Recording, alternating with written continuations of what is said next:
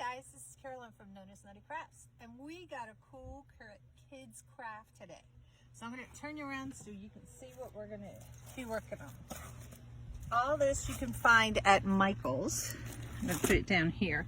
They come in little kits like this. So this, and it gives you the designs. It's the mandala painting boards. So it's like dot painting. So there's different ones, different designs. And this just is some ideas. But you can see each one of these.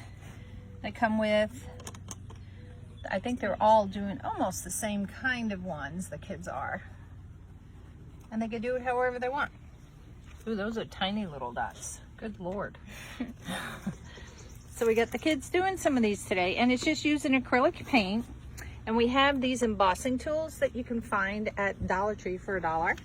But if you can't do that, take the back of a paintbrush, and you want the ones that are rounded at the back, not squared or not really pointy.